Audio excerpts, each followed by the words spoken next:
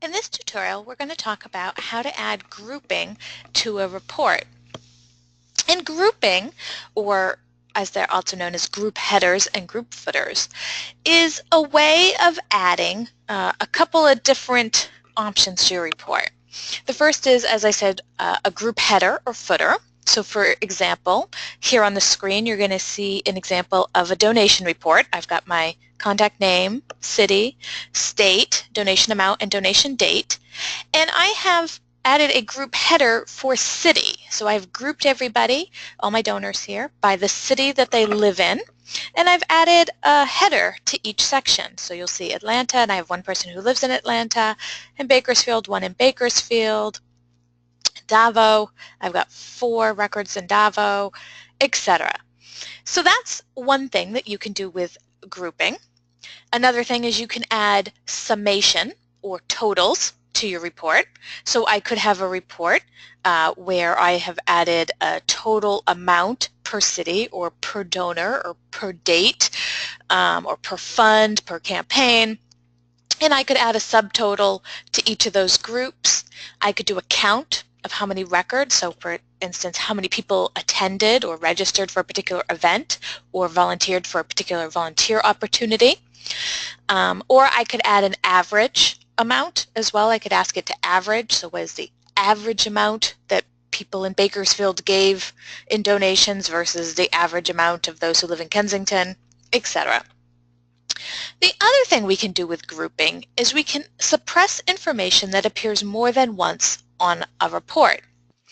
So for instance, I've got a picture here of a report, and you're going to notice this report is it's the same report that I just showed you with the headers, but the headers have been removed. And this report, as a plain donation report, Abby is listed here multiple times, Adam is listed multiple times, Atmay multiple times.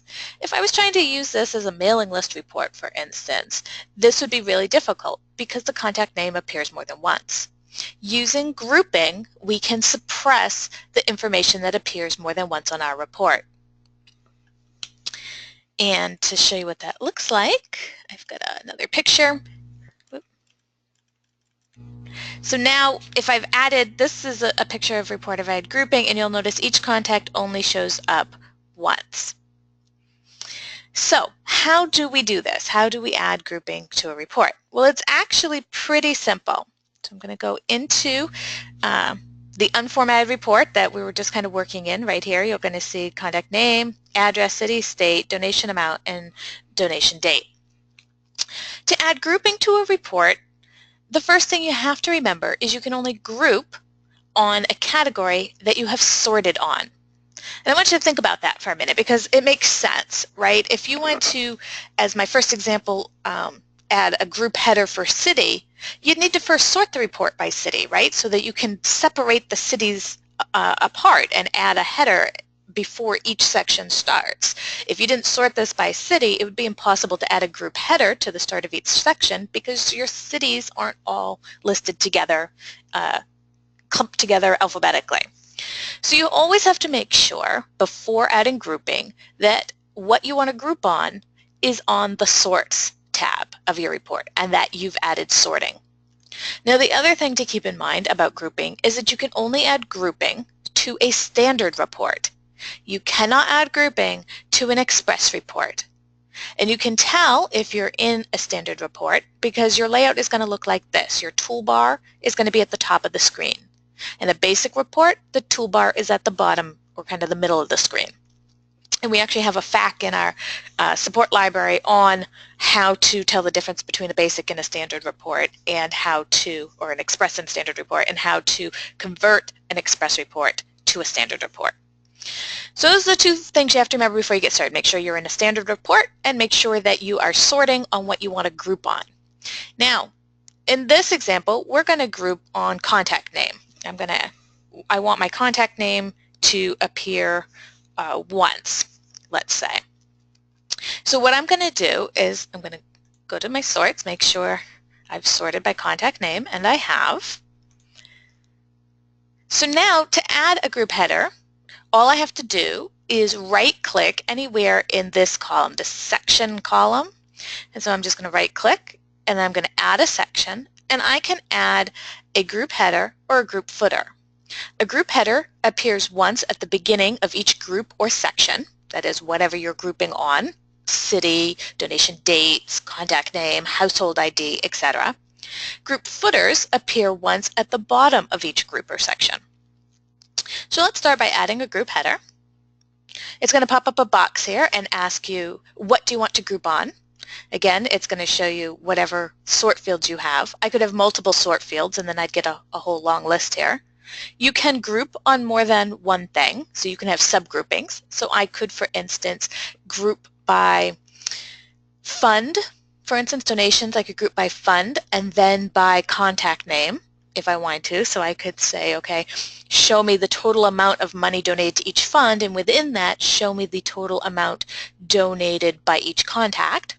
Or I could do my subgrouping could be date, or it could be campaign, or even donation source. Like if during one fund, to one fund, maybe you've had a fall appeal and a spring appeal, and you want to have a subgrouping for your fall appeal donations and your spring appeal donations within your annual appeal fund.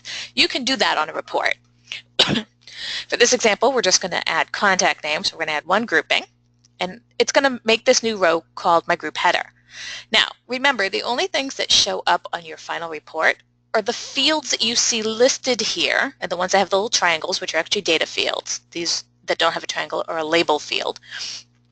The only data that's going to show up on your final report when you run this thing is the field names that appear here on your layout.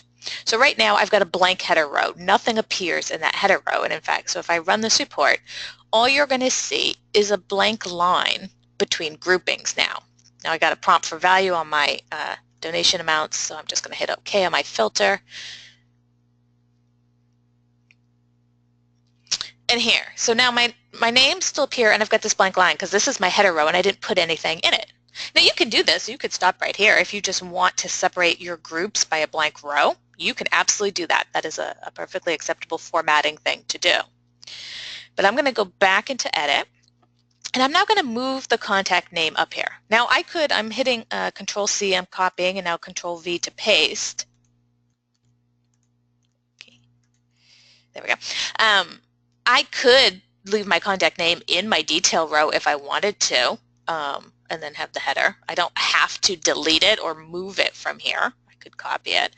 But to make this a little easier to read, I am going to change the contact name. I'm making it a little bigger. I'm making it blue, and I bolded it so you can more easily tell in the final report what is the header row and what is the details row.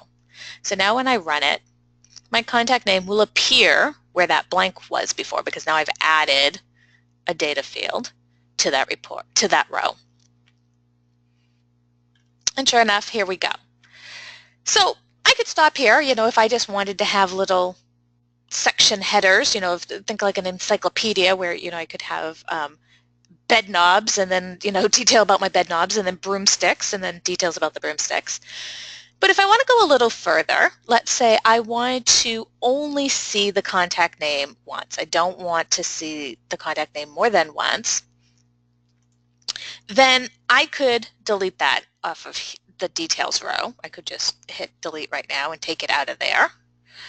But I can also right-click in the number, the row number, and I can suppress a row. And suppress means hide. So I can temporarily hide it. I don't permanently delete it from my report, but I hide it from showing up on my final report. So for instance, if I hide my details row, the only thing I'm going to see now is my big blue name. And we'll go in here.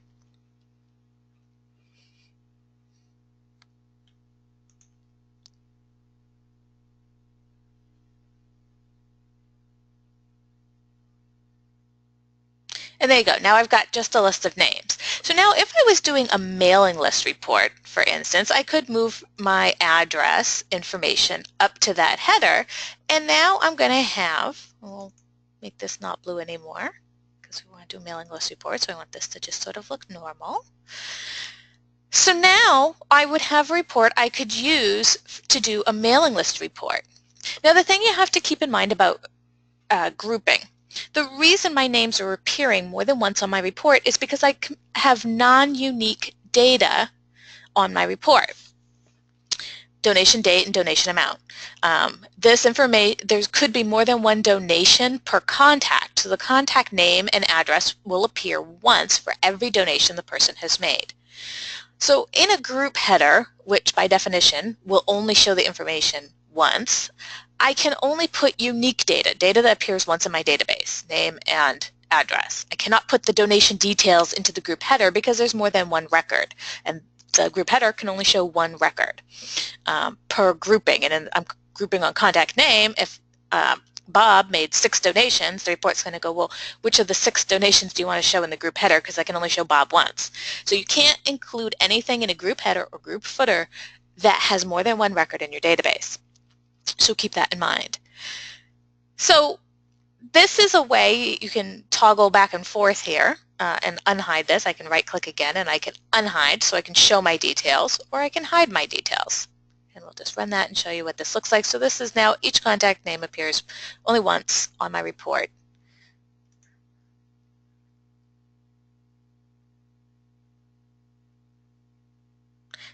And there you go. So now each person shows up once with their address. Now the other thing I mentioned at the beginning that we can do is we can add aggregation or sums or counts. And we can do that in a group footer. And please keep in mind, you can only do totals and averages and counts in a footer, not in a header. So I'm going to right-click and I'm going to add a section, and I'm going to add a group footer. It's going to pop up and say, what do you want to group on? And again, I can only group on what I've sorted on. So in this case, I'm going to group on contact name. I'm going to say OK. And now I want to see the total amount awarded per person, or donated per contact. So here in my donation amount, I'm going to add a formula. So I'm going to click on the formula editor. And I'm going to go here under aggregate. And here is where I can put in an average, a count, a distinct or unique count. I can tell it to return the maximum or minimum value in the field, or I can do a sum. So in this case, I want to do a sum, and I want to total up on my donation table the donation amount. And so I'm going to put my function, and then in between the parentheses, the name of the field that I want it to total up. And because I have put this in the group footer for contact name, I'm grouping on contact name, this will give me a sum per person. And I'm going to bold this, and I just want to also right-click. I'm going to hit Format Cell to format this as currency. So I'm going to change it to a number and tell it to use the currency symbol on the thousand separator. And now when I run this, per contact name, I'm going to have a little footer that's going to give me a grand total of amount donated per contact.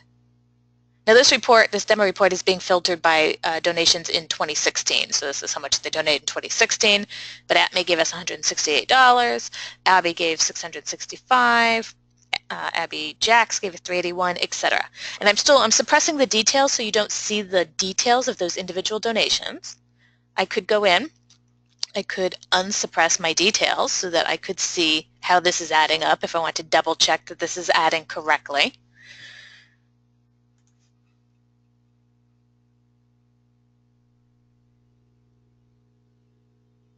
And there we go. Now I've got my details back on here again.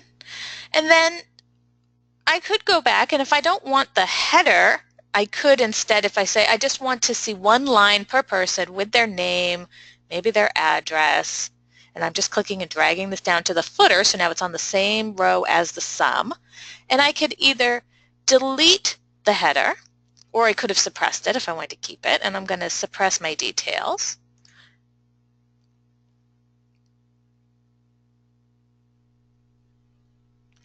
And now when I run my report, I'm going to have one row per person with the grand total amount of how much they donated. And again, because the report's filtering on 2016, this is how much they donated in 2016. And now I could use this as a mailing list report, or just a report maybe for my board or my executive director or whatever, but I now have that. As I said, you can add more than one grouping. So I could, for instance, go back. I'm going to go to my sorts. And I could go back and add city to my sorts. And I'm going to sort first by city, then by contact name. I could then add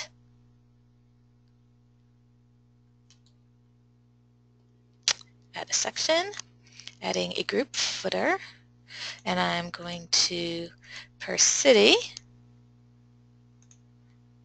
and I'm actually going to Control C and then Control paste. So now I'm going to have, and I'm just going to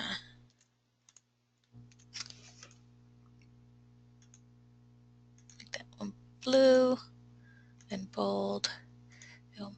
So now per city, I'm going to have a total amount donated, and then within each city grouping, I'm going to have my name of my contacts and their individual sums. And so if we run this to show you what kind of nested footers or headers looks like.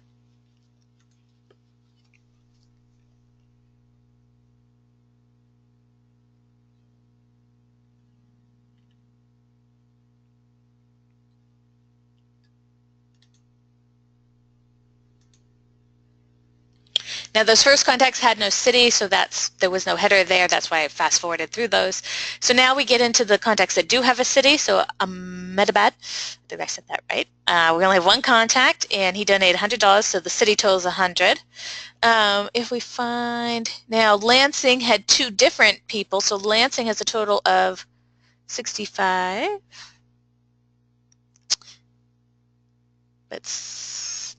Sorry, this is the next city because these are footers, right? These are not headers. So yeah, Lansing has one. Lawrence has two. I don't know why that was split, but it looks like the math is adding up correctly, etc. So then, as you can see, then Pennacook. Here's Petaluma. So Petaluma has a bunch of different people. Each person has their own header, and then Petaluma's grand total here at the bottom. So as you can see, that's kind of what nested footers look like. This is a little bit of a bad example because you want to think of this as a header because I bolded it, made it blue, and think that everything is below it, but it's a footer. It's a footer within a footer. But that's a way of, you could add multiple headers, multiple footers, etc. And so you could have subtotals and then a grand total, or you could have, headers. Like I said, the example would be like fund and then like campaign within that fund, or donation source within that fund. So to your annual appeal, how many of the donations came in via mail, how many came in person, how many came online, etc. So you can do a lot with group headers and group footers to segment your report, suppress duplicates, and add aggregation or totals or sums.